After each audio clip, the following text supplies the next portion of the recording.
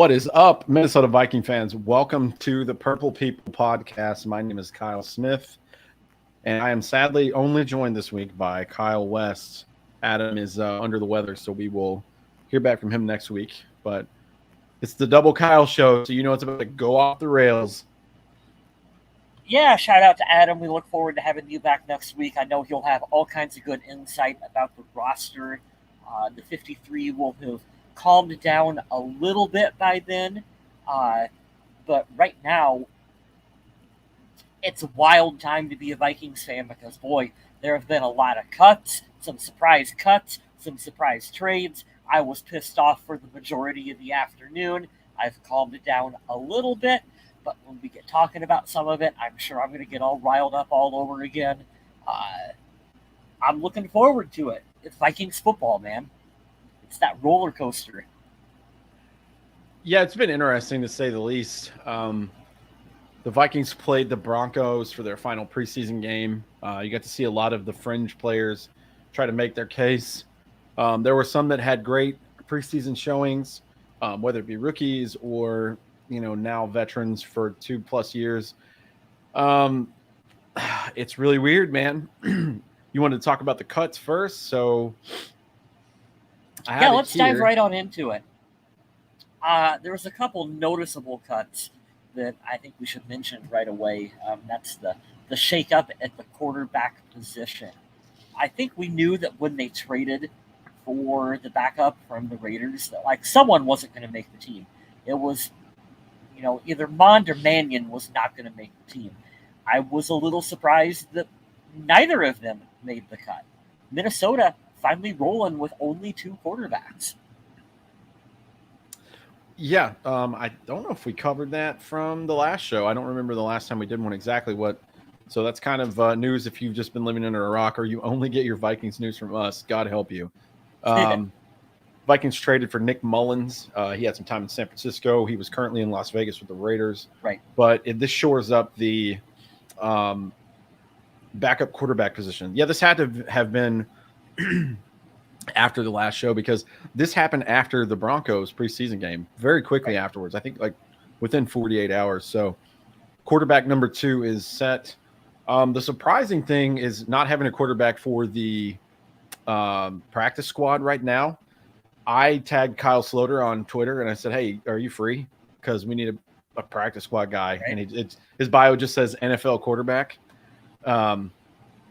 You got to have somebody there as an emergency, last case resort. But I think the Vikings addressing this really, really it's a breath of fresh air because rolling with Sean Mannion as one of your 53-man roster spots it's kind of absurd to me.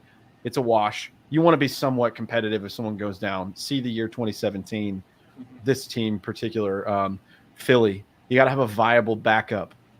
And I think that they did a good job because I think Nick Mullins can play. Obviously, there's a difference between a starter and a backup, but he is much better than both of the guys that we just let go. And I'm happy to have him on the team. Can you run an NFL offense?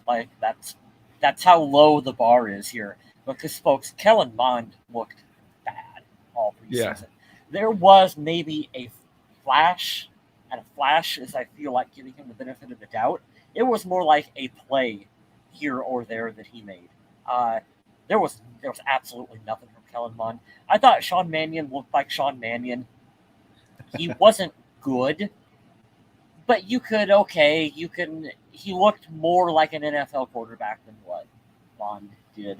I kind of assumed they were going to roll with the 3 quarterbacks and keep Mond on the roster. Keep Mannion on the roster just because, hey, he's got that experience in the league and he's smart enough and he seems to work well with Kirk as that backup. I was a little bit on the shocked side that they only kept 2 quarterbacks. You know what I think is more shocking than that? That somebody picked him up. He went back to Seattle. And you know what? Good for him. I'm not going to dog a player because they're playing on the field. Went back to Seattle? Yeah. I didn't know that. Yeah. So, that's cool for them. I think they're pretty much mailing it in this year. They'll have a top 5 pick next year, but yeah, it's fine. Like I'm never gonna dog a player. They're better than we are, and I understand they made it to the NFL, and they have, like Sean Mannion's been around the league, so I understand it. But it's such an abysmal drop off that, to your point earlier, was just can you do the basic standard here? Can you meet that? And that's like a breath of fresh air for Viking fans. I'm glad this management noticed that and they wanted to be competitive there. I'm sad to see Kellen Mond go because I wanted him to work out to be maybe the future or a mainstay as the backup for a long time, but he got dealt a shitty hand. Let's just call it what it is. He did. Mike Zimmer and company didn't really put any investment into him whatsoever. And yeah, changing coaches, changing offensive schemes, it's probably the worst case scenario, but he got another shot. He was picked up by the Browns, and I'm sure he'll be groomed there. We'll see what he does. Maybe he'll have a chance to compete, but I think Jacoby Brissett's their guy. But yeah, both of those guys are gone, and that leaves, we'll talk about the 53 later in the show, but it leaves room for a practice squad quarterback. So be on the lookout for that. I don't think they're finished. Yeah, for now, Minnesota only has 2 quarterbacks on the roster. They will pick up a veteran, a journeyman, someone to put on the practice squad. You have to have that emergency COVID quarterback. We know Kirk's status. He's maybe going to miss a game or two. So you're going to elevate the guy that we just signed, but you got to have the emergency one on there as well. The other big surprise cut was Armon Watts. Yeah, of course. He goes to the Bears and stays in division. That was a bit of a surprise.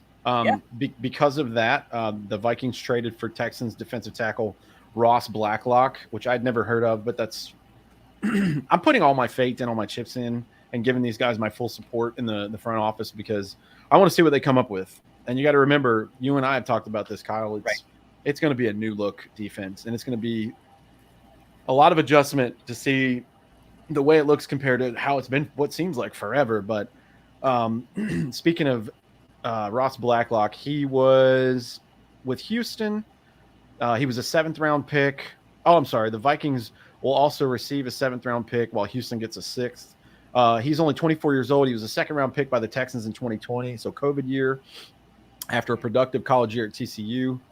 In 2 seasons with Houston, he has 29 games appeared in, 3 starts, 22 combined tackles last season with 2 sacks and 6 quarterback hits. So, I mean, I don't know what they thought was so much, more special than Watts. That kind of sounds like Armon Watts if I had switched names.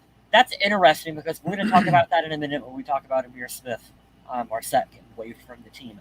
I don't necessarily know if there is that much of a difference between the 2 players, but they saved money on the cap space. Yeah. And so that is what I think makes sense when you look at this from the financial standpoint of you're trading one player for another player who's essentially could give you the same amount of production, going to fill the same role. Not really, no better, no worse. Although I do like Armon Watts maybe a little better. We're also more familiar with him as a Vikings fan, so we have that as well too. But you're freeing up some cap space, so I understand why they would do that. I believe Minnesota got a 2025 draft pick back out of this deal. Yeah, it says here, I'm on Sports Illustrated and I'm reading it out. It doesn't give the year, but the Vikings also got a 7th-round pick along with Ross Blacklock. They gave up a 6th. I think it was like a 2025 7th-round pick that the Vikings got back out of it. It is essentially as close as you can get in the NFL to nothing back in a trade is like what you can get for it. So that was kind of funny to me. This is cool. He's only 24 and says he was drafted in 2020, so he's still on a rookie deal. So we'll see what he's got. Maybe he'll be a rotational guy, but that's a good point, man. You made a good point with the money. Maybe it has something to do with their master plan. I'm not too worried about it. Welcome him with open arms. He's not going to take the starting job away from Jordan Phillips, so whatever. I'm trying to look and see. Kellen Mond, Sean Mannion, Myron Mitchell, Tristan Jackson. Dan Chisena was another surprise cut. Very good special teamer. I noticed last year, and it stuck with me up until now, is when Dalvin Cook says you're the fastest dude on the team, you pay a little extra attention. That was pretty crazy. But here are the weird ones here. All right. I really want to focus on these because practice squad guesses with asterisks. Oh, this is Daily Norseman. Shout out to them. I'm stealing your info. So I remember seeing this on Twitter from Chris Thomason and a couple other guys. Wyatt Davis is cut. Chaz Surratt, Blake Lynch, Ty Smith, Perry Nickerson, and Jalen Twyman.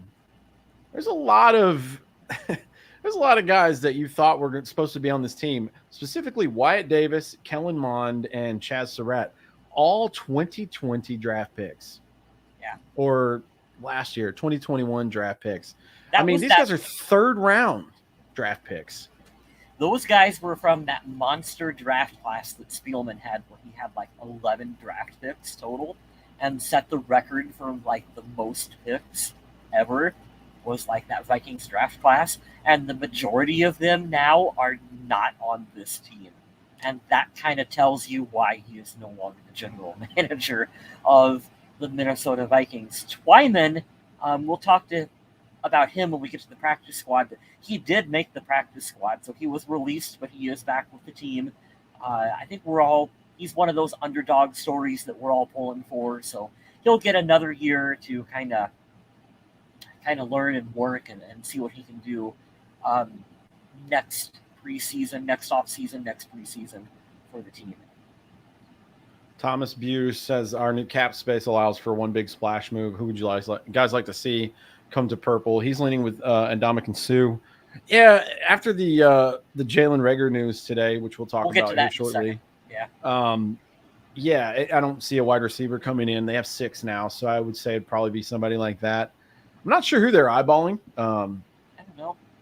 But I'm sure there's something else, unless they're just keeping emergency money, which is also smart. But I like the roster moves, man. I really do like the freshness of it, because even though these guys could be complete failures, at least it's something new to try, because I kind of feel like with the Spielman Zimmer era, it was a lot of the same recycled stuff that we had seen happen over and over, and we knew it wasn't probably going to work out, i.e. taking offensive linemen and switching them around to the opposite side of what they're used to, or in completely different positions, either from guard to tackle to guard, whatever else, I am okay with bringing in young blood. And that's the cool part about it. Somebody put it on Twitter today about the wide receivers in the room now. Adam Thielen's 32. Everyone else is like 25 or younger. Right. So I like what they're doing. They just have to pull it off now. I think it's trending in the right direction. Well, we'll see. On paper, I can understand what the Vikings are doing. Execution, like you said, they have to be able to pull it off in order to look as smart as what they think they are. We'll get to that here in a second.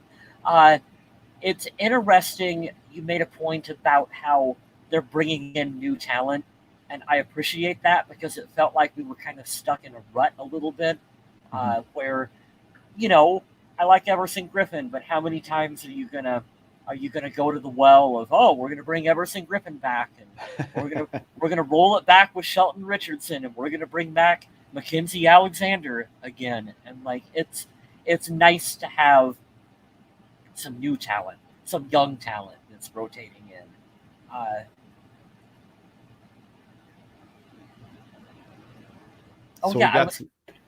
Sorry, real quick, I was going to comment on Thomas here. You said about the cap space, what big splash move do we think the Vikings are going to make? Personally, I don't think right now they are going to make a splash move. I think the trade that they just did for the wide receiver was their splash move. The money, the cap space that they have, I think they are saving in case there is an injury, and they have to make a trade for a player with a bigger contract that they can bring in to fill a void if necessary. That's what I think this team is preparing themselves for. That's a good point. Like I said, you could have emergency money. I think with Yeah. their trade today. I think that kind of shows big thing that was coming. So that's cool. I was more shocked by the cuts too. We were talking about Amir Smith-Marset and Armon Watts going to new teams. We don't really know exactly if we'll ever get an exact answer, but I know that the punting was maybe a little bit of an issue. Dropping punts is not good if that's part of your job and you're way down the list of wide receivers. I mean, he had a couple of good catches last year, but it's a handful. So leaning into that to talk about the news that happened today, I wish him nothing but the best. A lot of Vikings Twitter was pissed because it's a name that they remember, but I would be the guy that dies on the hill of name me 3 Amir Smith-Marset plays, because I don't think you can. Yeah. I think Vikings Twitter just likes to get pissed off at everything, and that's just who they are. They're just miserable people. But I have nothing against the guy. I root for all the players. Get your bag, go get your moment. When you have a big play and do whatever to change a game. But it's a business, man, and business was very interesting today. The Vikings traded for Jalen Reagor, formerly of the Philadelphia Eagles. And we always remember this because the Eagles had a chance to get Justin Jefferson into 2020 draft, and they didn't. And you famously remember Mike Zimmer and Rick Spielman going like, yes, thank you so much. Just call it what it is. The Eagles whiffed on this pick, and it has nothing to do with Jalen Reagor as a person because he can't determine who picks him. I feel like if he was a second or a third round pick, this wouldn't even be like news, really. But because of where he was drafted and who was drafted right after him, and now he's going to that team, whatever. But it says here from Adam Schefter earlier today, the Eagles send wide receiver Jalen Reagor to the Minnesota Vikings in exchange for a 2023 7th-round pick and a 2024 conditional 4th that would escalate to a 5th if certain statistical marks are not met. So the Vikings get a punt returner / wide receiver, and the Eagles get a 7th-round pick next year and a 5th, possible 4th the next year. So from what they paid for him in draft capital to what we get, I mean, that's a bargain and a half. Now, Vikings Twitter is going to argue, and they're going to be like, well, he's not better than Amir Smith-Marset. And I would laugh at you. I would say, yes, he absolutely is. That's pretty much every way. That's the point that I wanted to make, too. Okay, so I've been fairly critical of him on this podcast before, and I'm not going to change. He has to turn me into a fan because I'm not a fan of Reagor at all. I honestly was pretty pissed when this trade was announced because if initially my thought is like, why? Why wouldn't you go after like an Odell Beckham? Like, why wouldn't you go after someone who, hey, even coming off an injury, you feel like you can give the team more of an oomph? I don't know. But when you actually stop and think about what they are trying to do, you're trading a player in Amir Smith-Marset who we kind of know what he is.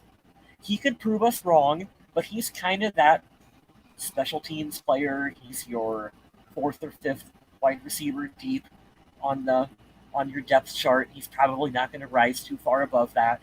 He had some struggles in preseason where he was not doing the best of the thing that he was brought in to do, and that is play special teams. Okay? And so we are replacing him with a wide receiver who was a former 1st-round overall pick. He only has 2 years in the league.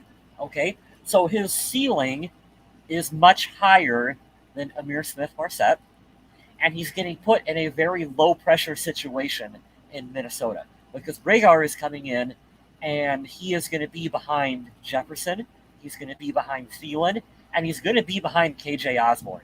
He is going to be the 4th wide receiver on this team who will be playing predominantly on special teams. So, and like you said, they really didn't give up much to bring him in. So I understand why they made the decision. I'm still not the happiest about it, but we will see what happens.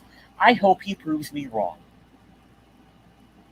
Yeah, I think this is the absolute definition of a flyer.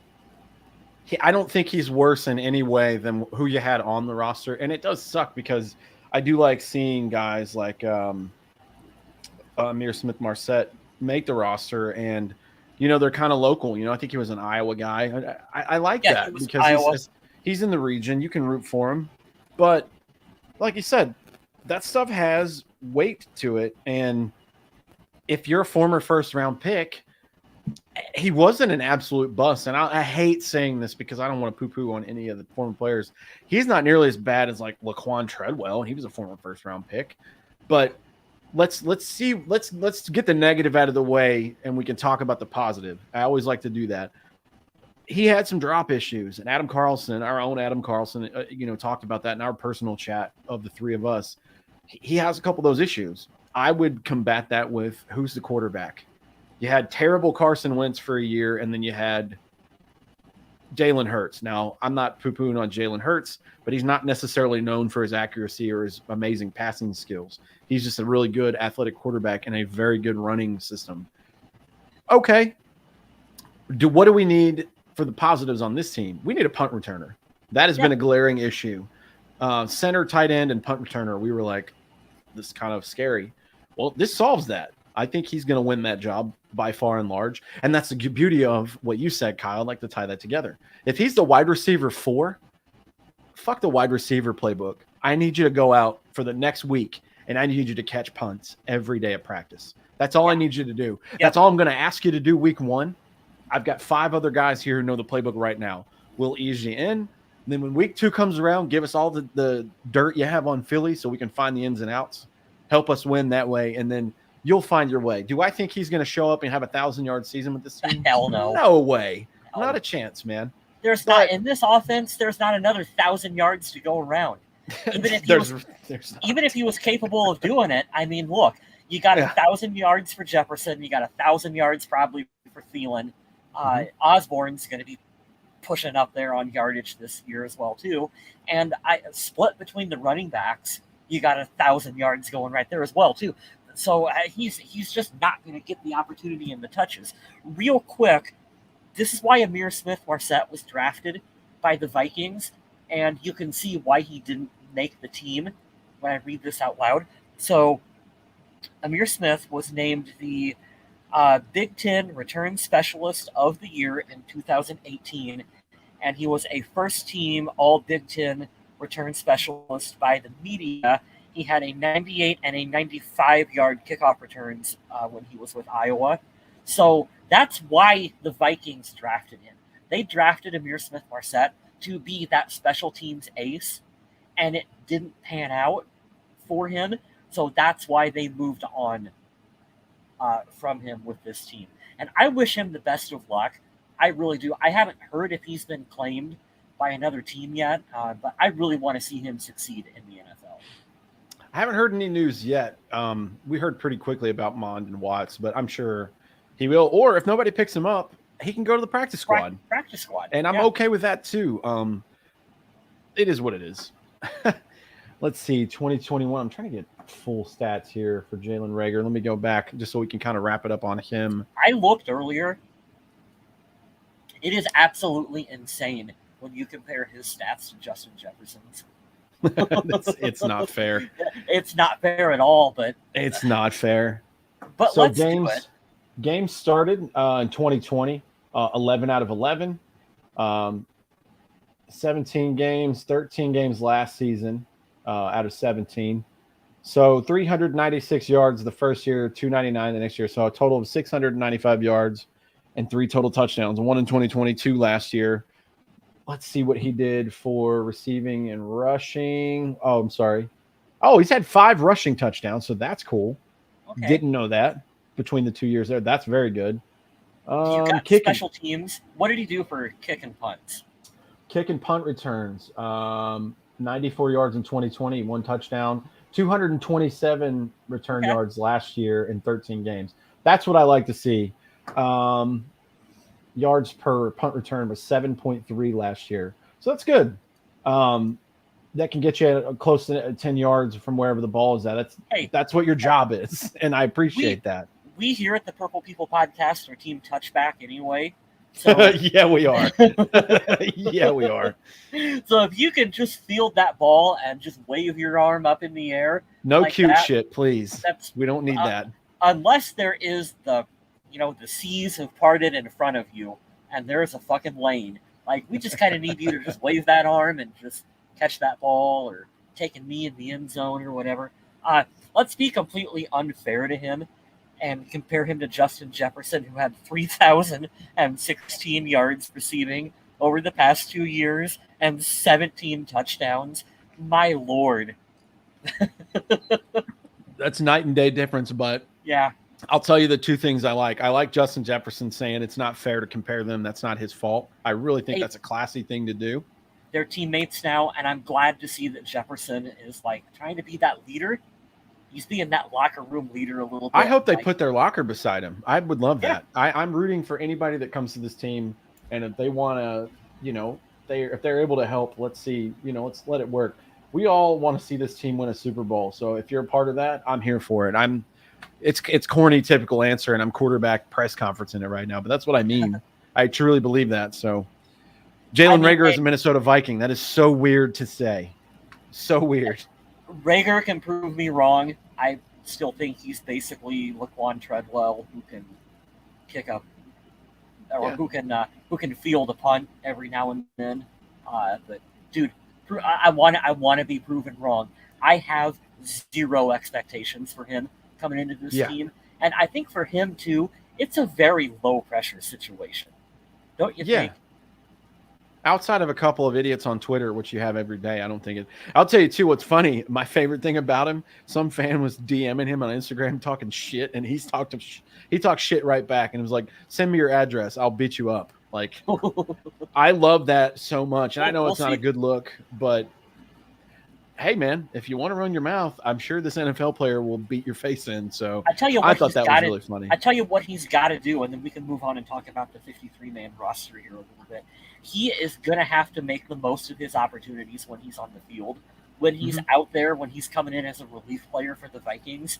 If he gets open and Kirk goes to throw him a ball, the first time he drops a wide open pass, this fan base is going to lose its shit. And it is also kind of fair because it's not going to be a good look for him, because I don't think he's going to get many opportunities to get the ball thrown his direction, just based on all the other weapons in this offense. So he's really got to focus, and he's really got to pull it in if he wants to stick around and carve out that role for him in Minnesota. Otherwise, he's going to fucking be gone next year. You know what I mean? Well, good thing it wasn't too much draft cap. Like a fifth is questionable, but a seventh I don't worry about. And I don't think a crapshoot. I want to know what the statistical measures have to be met to turn that into a conditional fourth, but we'll find all that out later. Before we talk about the 53, there was another trade that we have completely forgotten about, so I have to mention it. The Pittsburgh Steelers acquired Jesse Davis, offensive guard from us. Yep. 30-year-old Davis, who arrives in exchange for a 2025 conditional seventh-round pick. He signed a one-year deal with Minnesota in March. Opened the training camp. That was the seventh-round pick I was thinking of. That's the one where Minnesota essentially unloaded his contract.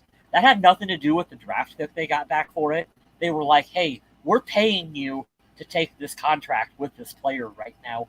Give us the lowest possible return that you can out of it.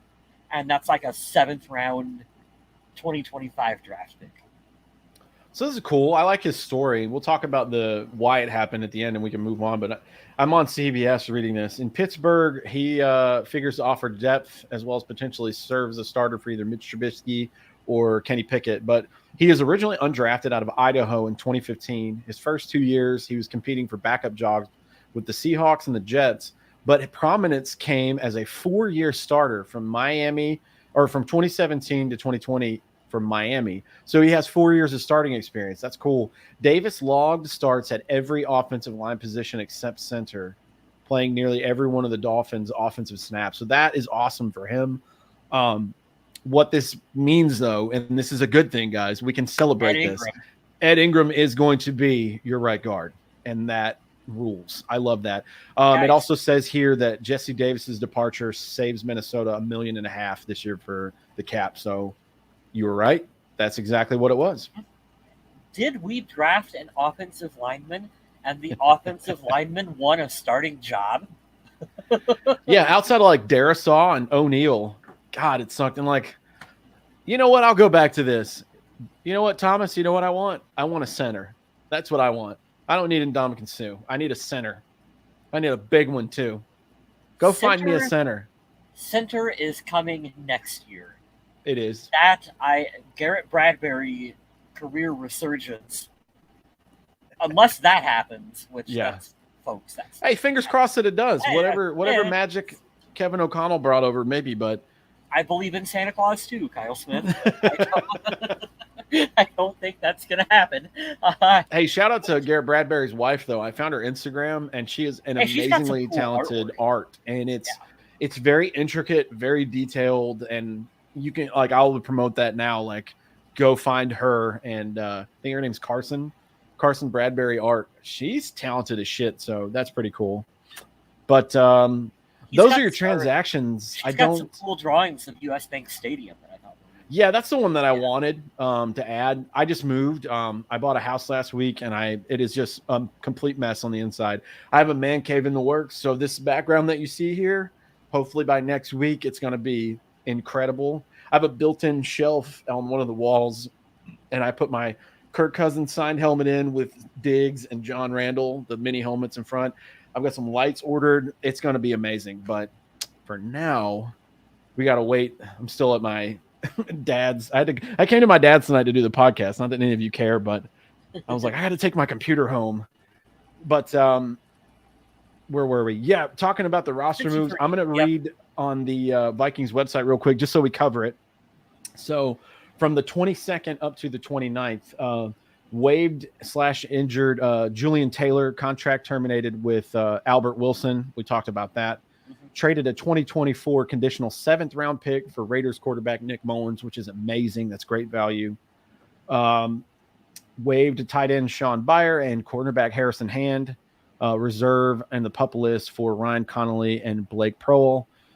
25th of August, they signed cornerback Ty Smith. Contract terminated with vested vet Jordan Berry, which we'll talk about here in a second. So the punter is gone that we are familiar with. And waive/injury settlement with Tyrese Stevenson. Here's the last one. This is kind of sad, and the whole reason we have a little shakeup. Contract was terminated with Ty Smith, so you signed him. 4 days later, he's gone. Waived tackle Timon Paris and Myron Mitchell, the wide receiver. But here's the sad one. Reserve/injured reserve. T.Y. McGill, who I named a freaking episode after, and BC Johnson. If you guys didn't hear, poor BC Johnson. He tore his ACL. I think that's the official news. So he's got another year in a row of having pretty bad problems with health-wise. So speedy recovery and well wishes to BC Johnson. It's looking pretty slim and pretty far away for him to find his way back to this team. We'll see what happens next year, but it's tough to recover, especially when you have those back-to-back years. But that's kind of the latest and greatest for all the transactions. But that leads us up to the 53-man roster as it sits. Now, this could still change because the first game is not for 11 more days. So there's a lot of time in between there. But we've got ourselves a roster, man. You want to see where we were right and wrong? Yeah, let's go through and do a quick rundown of who's on the roster, because there are some players that I don't think any of us had projected on our 53 that made it, and some surprise cuts and some other fun things to talk about. So yeah, let's do a quick rundown of the roster here. So quarterback, we have Kirk Cousins and Nick Mullins. Now, obviously, Kyle and I had no idea the Vikings were going to trade. We both had Sean Mannion off the roster, maybe the practice squad. We had Kellen Mond in Nick Mullins' place, but they're rolling with 2 quarterbacks as it seems right now. I expect some news for the practice squad of them to sign an arm to keep someone. They got to have someone as the holy crap, we're screwed, like really screwed option. But I like that they're rolling with 2. I don't think that 3 is necessary. There's hardly ever a situation where there's a very slight drop off. I think the closest in the league is probably Mitch Trubisky and Kenny Pickett, or Teddy Bridgewater and Tua down in Miami. Outside of that, your starters and backups, they are night and day different. So if one goes down, good luck. But those are the quarterbacks for now. Kirk and Nick Mullins. Running back, I'm not saying the word half or full back. Get rid of that shit. We've decided. So all the running backs, Ty Chandler, Dalvin Cook, CJ Ham, Alexander Madison, Kene Wangwu. Ty Chandler looked really good in that game, that preseason game against Denver. He had that one run in particular. I don't remember if he scored on it, but it was close to the end zone where he had that cut. He had that cut. Mm-hmm. That was a big boy cut. That was a big boy NFL cut. Like, you can see. He looks good, man. I don't think that he'll be a starter, but he definitely looks like he could compete for the backup running back spot. I think you and I, more than Adam, were kind of putting our feelers out there on Twitter land. We're hearing rumors that Alexander Madison was being shopped. It makes sense that he made the team and stayed. He may still be gone. Like I said, we have 11 more days, but if they got rid of him, which I don't really have feelings one way or another of it. I think that this running back room is stacked either way, and I'm glad they kept CJ Ham. But having Alexander Madison is certainly not a detriment to this team. I will say that now. So I'm going to say it, man. I think this is the most stacked running back room in the NFL. This is a lot of talent. Can I say it wouldn't surprise me either way if they keep Madison? I understand it, and it's a good decision. If they were to trade him and get some value in return out of him, I would understand it, and it's a good decision. Like, you almost can't go wrong with that. It's one of those rare instances where I don't think there's a negative to come out of either one of those. You know what I mean? Yeah. He's got familiarity. He's had splashes. He's filled in for Dalvin during injury, where he's had some good games. Yeah. But at the same time, he wants to get paid and he wants to go try his hand somewhere. And I fully support it. Running back is a very touchy position. No pun intended there. So you have 1, 2, 3, 4, 5 running backs, 6 wide receivers, Justin Jefferson, Adam Thielen, KJ Osborne, Jalen Naylor, and now Jalen Reagor in place of Amir Smith-Marset.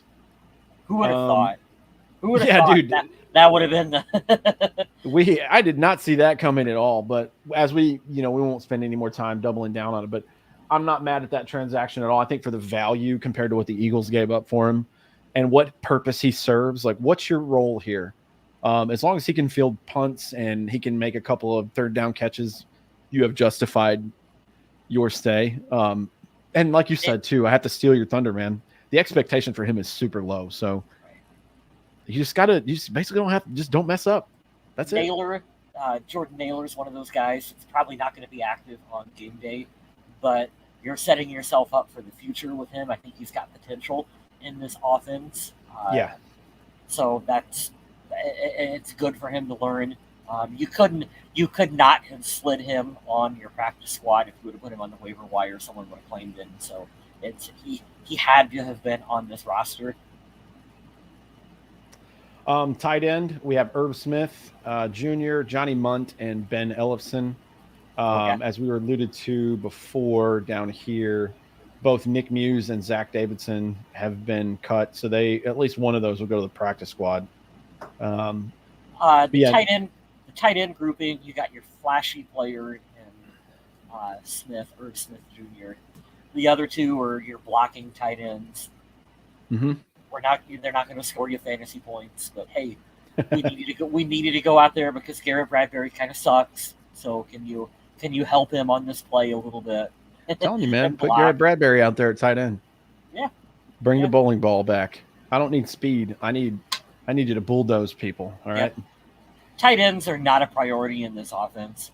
It's nice that we have one. They're not, but you know what? I'm glad they brought in someone from LA. I would like to see what they saw in him. I would like to see that. So, Johnny Munt, I'm looking at you, and I want to see what you got.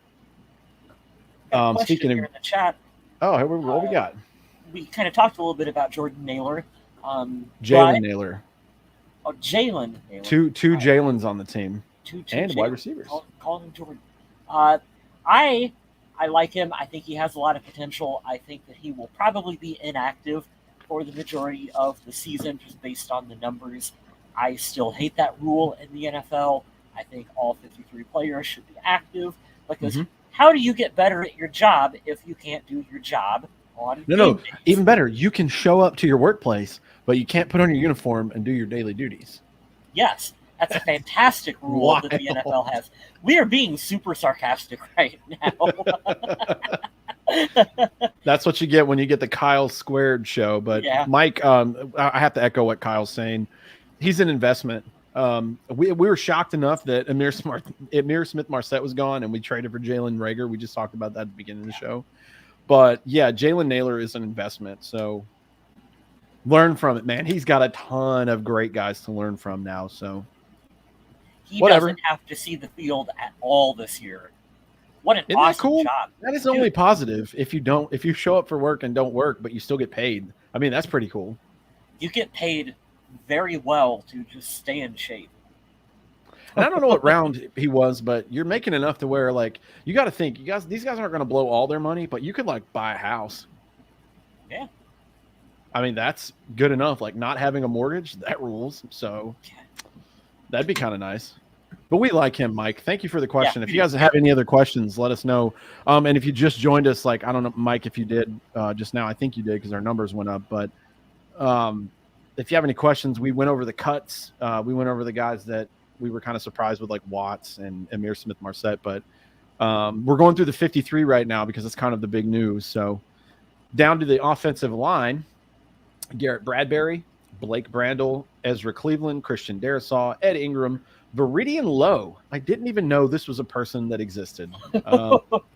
Brian O'Neill, Chris Reed, Austin Schlottman. What up? I predicted that one.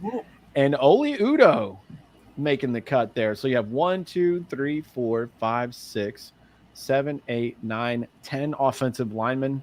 It's a good number. That is a motley crew of a group right there. Let's go through the Vikings starting offensive line and decide whether or not we're going to bitch about this for all season or if they have actually improved, because I think that they are steadily improving on the offensive line. So for left tackle, we got Christian Darrisaw.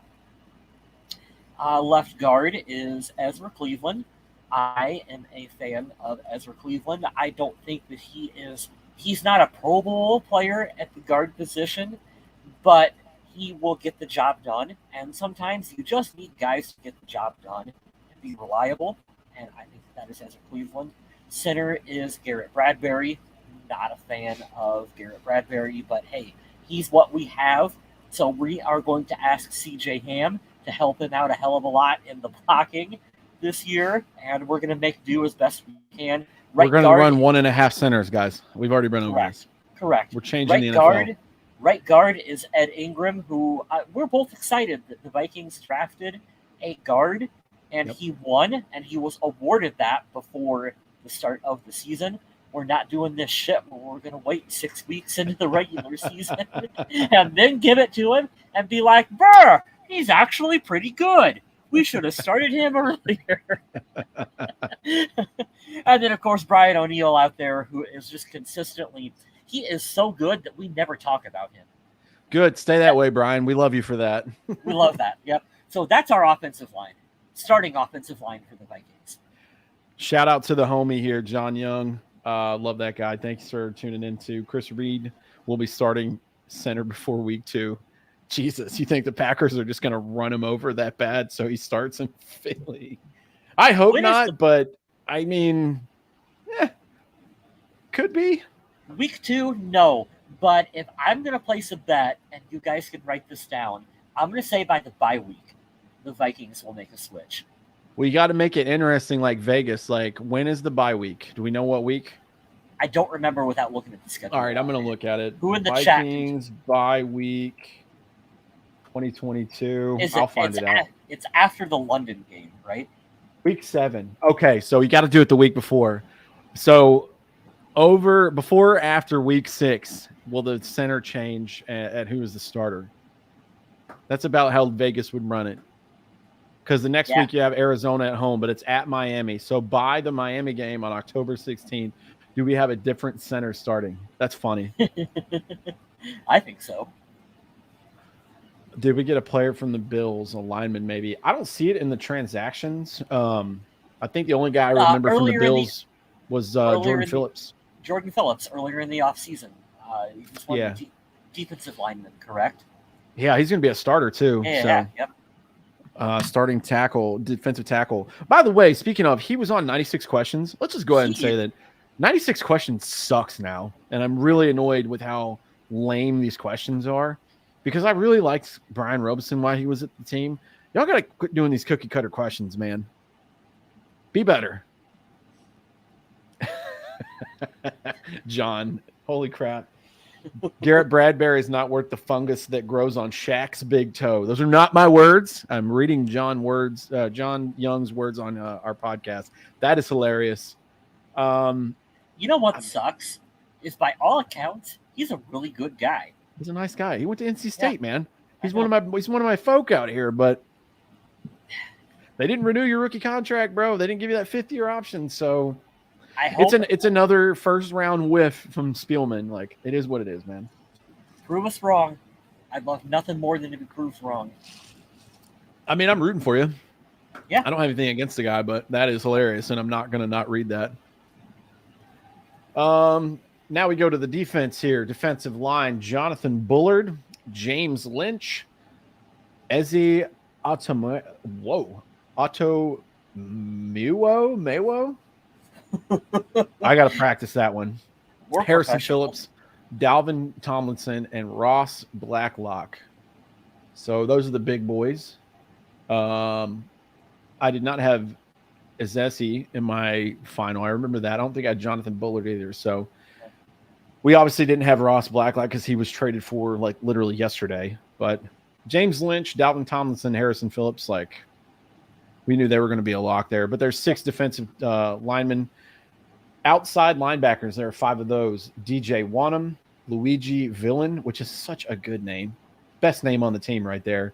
Right. Zadarius Smith, Patrick Jones II, and Daniil Hunter. I'm very excited about this outside linebacker group. I feel like there's a ton of talent there. DJ Wanham is the floor. That's a good thing.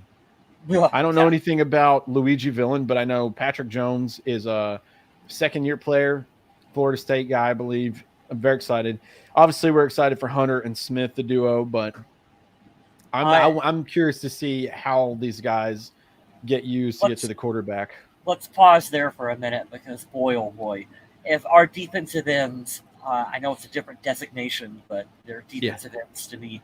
If our ends can stay healthy for this season, having Hunter on one side and Zadarius Smith on the other, I don't know who you choose to double cover in that situation, because no matter what you do, it's wrong, and the other guy is going to get immediate pressure on the quarterback.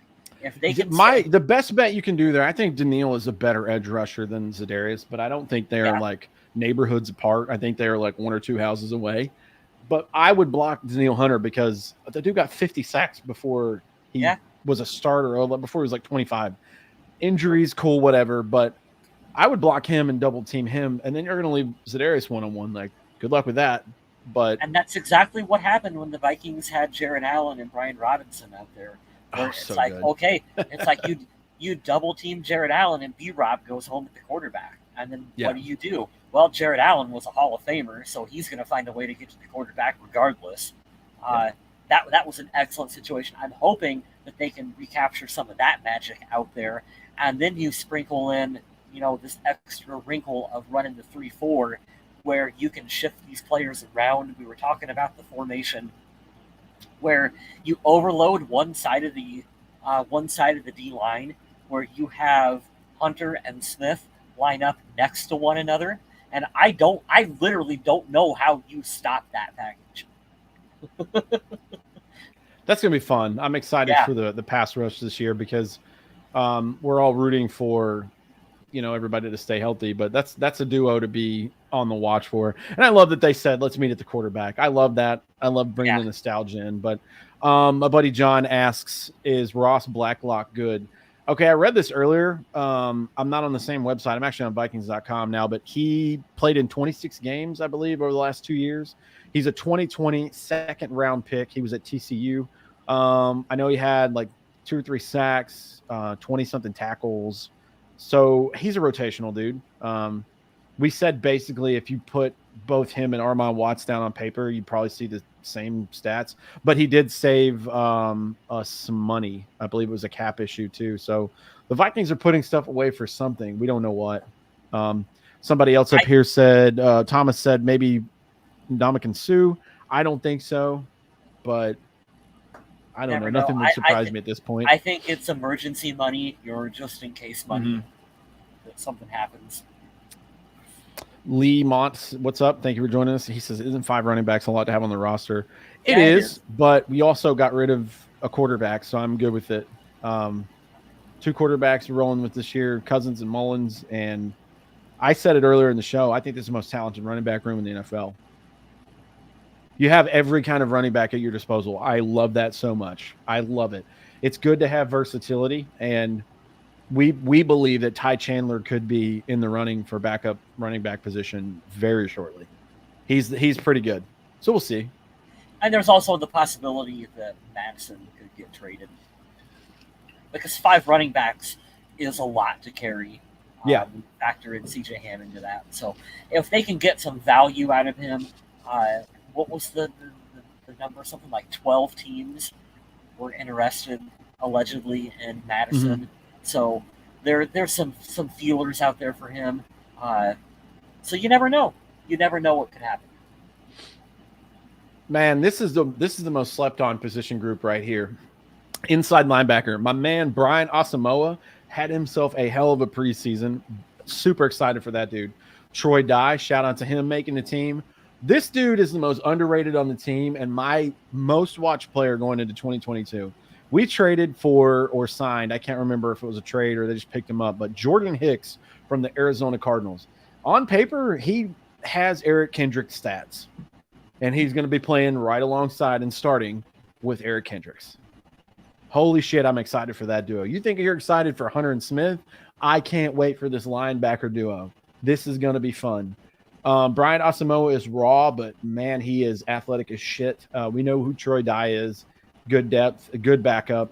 I'm excited for Hicks and Kendricks, our starting inside linebackers. Very, very pumped for them. Here's where it got interesting and kind of chippy on the internet. Cornerback. Andrew Booth Jr., shout out. Me and Kyle are both excited to watch him this year. Stay healthy. Yeah, please.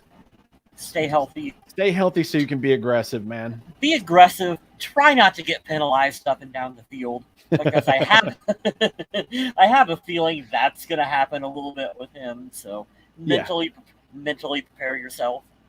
He reminds us both a lot of Xavier Rhodes, and that's a good thing because he was pretty awesome for a while.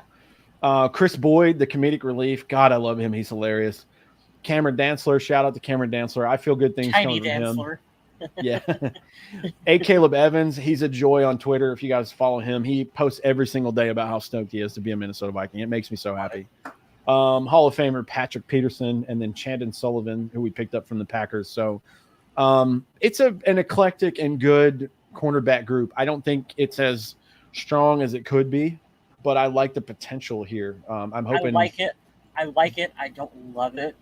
It's difficult because the Vikings for so long have been drafting corners in the first round that have not panned out the way that they had hoped that they would. I still think that, center and corner are going to be positions that this team is going to be looking at early and often next year, even though they've invested heavily in it already. But you're looking at like Patrick Peterson. I like him. You don't know how many years he's got left before he's going to retire. We love Andrew Booth. There's some injury concerns with him. You hope that he stays healthy, but you never know. And corner is one of those areas where you can never have enough depth. Yeah, I didn't even think about corner because we were bitching about tight end and center, but I'm good with it. It doesn't matter. It's just like quarterback. If you draft a quarterback every 4 years and they just suck and you keep trying to figure it out, your management's going to change, but you get it. You draft them until you find the superstar. And we need another superstar. Right now we have a bunch of OKs and one Hall of Famer, but he's past his prime. So, why not? Why not have that one guy where, I don't have to worry about whatever side he's on. And then that's automatically going to make everybody else better. But I'm not saying that Patrick Peterson doesn't do that, because I was stoked when he chose to come here. I couldn't Well, believe it, honestly, that he chose to come to this team. And I've heard Patrick Peterson talking about this defense and how it's more friendly for players to play in. He feels like he's going to be playing more loose. Maybe we'll have a bit of a bounce back year from Patrick Peterson. Yeah. Which it was good. He had a good year last year. Just I think what we noticed and is pretty accurate is he was about at 80-85% of his old self. Yeah. He still had his pick six of the year, because he's had one, I think, every year in the NFL. The games I went to, they didn't throw towards him, so he had a pretty easy day at the office. But yeah, whatever. What's up, Aline? Thanks for joining us. We love it when you join. Appreciate that. We're going over the roster right now. We're basically done. 4 safeties: Cameron Bynum, Lewis Seen, Josh Metellus, and Harrison Smith. I love the safety group here. Yep. Good youth, good depth. If Josh Metellus is your worst option, you're not too bad off. I'm excited to see what Lewis Seen does. I'm not sure how much starting time he's going to get, but he's an investment for sure, and I'm excited to watch him grow. I still think they will have a package, like the Lewis Seen package where they're going to unveil, where we're potentially looking at running that 3 safety look with him out there on the field. Let's do it, dude. Yeah, let's do it, because you can use him. You know, the league has changed so much. You use him as a linebacker. You can use him as a safety. You could use him as a corner a little bit. Like you can use him all over on this defense. You can put him in positions to succeed, and I think that he's going to do really good things for this Vikings defense. I'm stoked. I'm glad we got that kid, because it's, by all accounts, the kid that went to Baltimore is having a rough year. So yeah, we'll see. Special teams, there's a little bit of a shakeup. Greg Joseph had looked really good in preseason, so I'm happy for him. I hope his confidence is high. More than real good. He's hit some really long kicks in training camp. Yeah, it came out the other day. I put it in our personal chat. If he had hit this in a preseason or a regular season game, he'd hold the Vikings record for the longest made field goal. I think in practice he made a 58-yarder, which is absurd. Like when there's a 4 in the way of a field goal on the TV, I get nervous. Yeah. You know, like 39 and below, I'm like, all right, you should probably make this. But if there's a 4, I get nervous. If there's a 5, I'm like, this is a crapshoot. Like, whatever. 58 yards is nuts, dude. Over half the field, so that's pretty cool. We're Vikings fans. I am shell shocked at any kick. Well, it sucked too, because I went to 2 games last year and he sucked in warm-ups. He was bouncing them off the upright, and I was like, motherfucker, we're gonna lose by a field goal. But he pulled it out, man. He nailed them all while I was there. So shout out to Greg Joseph. I hope your confidence is at an all-time high. The punter changed. So. We got a thick boy in. Thick boy nation over here. Ryan Wright is the punter. Man, didn't see that coming. He looked good during that Denver game, too. He looked really good. He dropped one and got the perfect backspin on it at like the 2. And when Pat McAfee retweets and gives you a shout-out, you did good. So he also looks like he could play offensive lineman. He's like the backup tight end. He's the fourth-string tight end. I like it. And long snapper, Mr. Nobody on the team, long snapper, Andrew DePaula. Congratulations, you get a check from the Vikings too. You say that, but there have been times that we've had shitty long snappers, and it's noticeable when you have a really bad one. So hey, no, I'm actually for once feeling pretty confident about the special teams group. So I mean, let's do this damn thing. The only thing I worry about with special teams is like the coverages, the kickoff and the punt return and kick return. But I have faith that they'll get it figured out. They're not abysmal. We've seen worse, but with new pieces coming in, you're always a little bit gun shy. But holy crap, what a week and a show for Vikings news. Jalen Reagor is a wide receiver for the Vikings, not the Eagles now. Amir Smith-Marset, we're going to see that if he's going to be on the practice squad. Sean Mannion is a Seahawk, which is great. Kellen Mond, shout out to him for getting another chance with the Browns. My friend Jeff is a Seahawks fan, and dude, you think we have it rough sometimes? He's been on like suicide watch, watching the Seahawks go from Russell Wilson to whatever they're doing at quarterback right now. Like he's like, Well, what sucks for him too, and that whole fan base is like Pete Carroll's got to be done soon. Dude's 70 years old. Yeah. I know he's in good shape and all that, but yeah, it's hard to build that stuff. Same with Bill Belichick, dude. You guys are getting old as hell. They're gonna have to hang it up, relatively soon. So it's like, hope you can figure it out. You just hate to see guys that have been on top of the mountain before, and then they just kind of, and I don't mean this in like physically in the way they look, but they don't age gracefully in their career because Seattle's a dumpster right now. They're really bad. So, ugh. Oh, here you go, John. What's up, Michael? Shout out. Thanks for listening. Jalen Rager and JJ for Stephon Diggs is not too bad of a trade. That's really funny. I didn't look at that. Diggs in a 7th. Yeah, they get a conditional. It's a 5th right now. A 4th if he meets certain stats we were talking about earlier, but we talked about it before you logged on, John. If he catches punts and does that well, and he scores 2 touchdowns, maybe a kickoff return or a punt return, and then maybe 1 or 2 touchdowns, he has exceeded what we asked him to do. I think he's the wide receiver number 4 on this team right now, and I mean that's kind of being generous, but all he's got to do for the next 11 days is just catch punts. That's all. Yeah. I said earlier, since you didn't get to hear it, I was like, don't even give him the playbook yet. Just go out and field punts for 11 days. That's your job. Figure it out. That's why Amir Smith-Marset lost his job. So I'm happy. It's a flyer. It's a flyer on a first-round pick. Why not? He's only 24 or 25.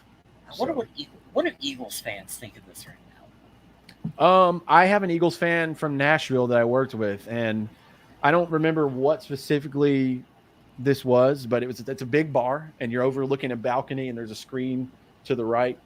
I've seen it memed 1,000 times with like the Minneapolis Miracle and certain big plays, but the news pops up from Adam Schefter and the whole bar jumps and they're like, "Oh my God, yes!" Like they don't want him. We lived through Laquan Treadwell, so I get it.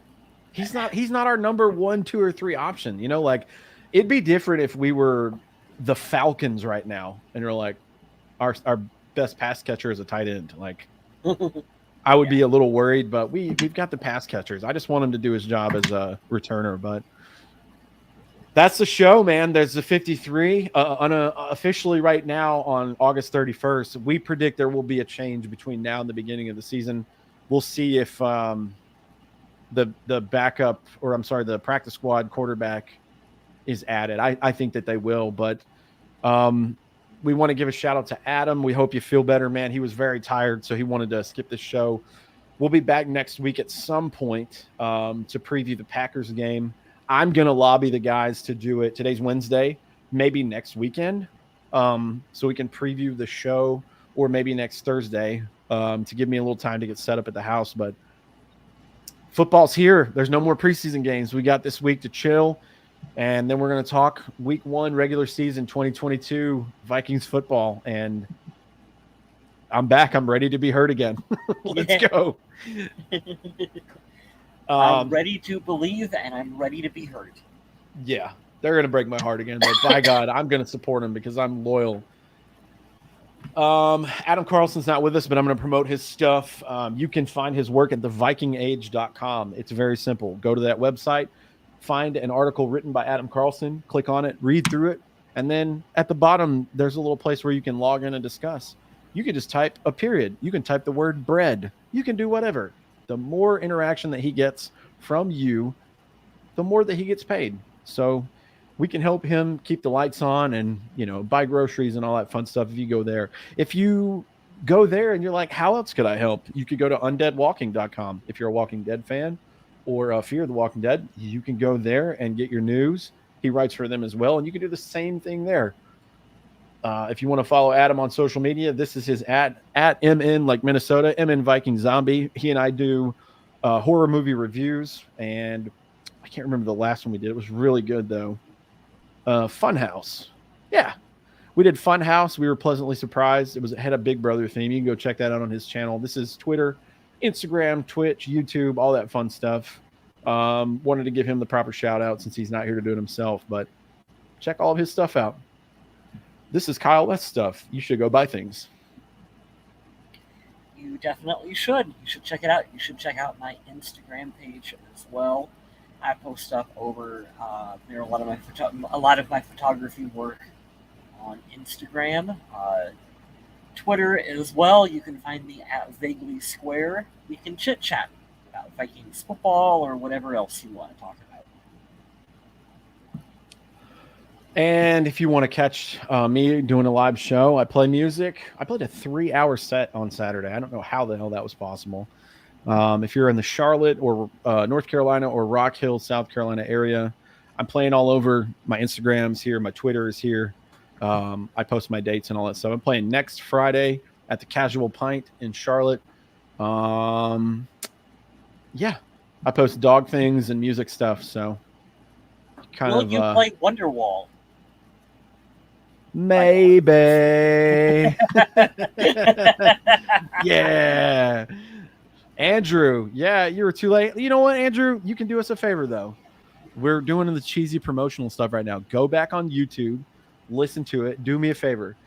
Hit the like button. I'm not going to ask you to subscribe, but I know you're here like every week. You probably already do. But just hit the like button. Pump those numbers up on the YouTube channel. But that's pretty much it. That's all we've got. We went over the 53 today. We appreciate all of your input. And I'm going to start doing these as far in advance as I can, at least 24 hours, because we get a lot of interaction when you guys know we're coming Survival League. Oh, good point. Yeah. I'm going to post this on our Facebook page, guys, facebook.com/Purple People Podcast. We are doing the Survival League yet again.